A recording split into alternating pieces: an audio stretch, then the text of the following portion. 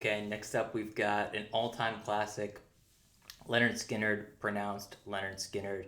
Overall, really enjoyed this album. Knew a number of songs on here, obviously, but had never listened to the album all together. It's a short album overall, comes in just over 40 minutes. That really delivers. The band set out to do something, to deliver something. They do it and they get off the proverbial stage, if you will. The album doesn't really drag on, which is cool. And obviously, it's such a well known album and is critically renowned. For me, it scores right around a 4.5, slightly under, but we rounded up at this point. And some of my favorite tracks for this beforehand probably would have given the nod to Freebird. Frankly, it was probably the one I was just most familiar with. After another listen, though, I'm going to give my nod to Simple Man. Just connected with that and really liked what they were trying to do. So, breaking down the different elements of this, lyrically, I'd say there's a neat storytelling element to a lot of the songs here.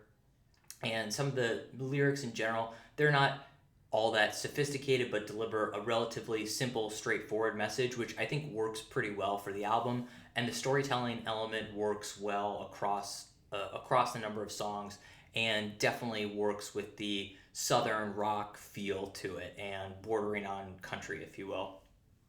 From a music production standpoint, obviously this gets the job done here. Nothing new there. Freebird is an absolute classic from a musical perspective. And running into then the breadth here, I was actually pretty impressed with the breadth I saw across the different songs here. Everything from that real core southern country to rock to driving melodies. They actually do hit a lot of different sounds throughout this, which obviously I very much enjoy, and that comes across in most of my reviews. So I was really impressed there. From how I was able to get into this, yeah, definitely a lot of these songs was really kind of feeling in the moment. So kudos to that, even on some of the slower ones there when I was at the gym. And finally, from a timelessness perspective, obviously this still works. This album is incredibly timeless.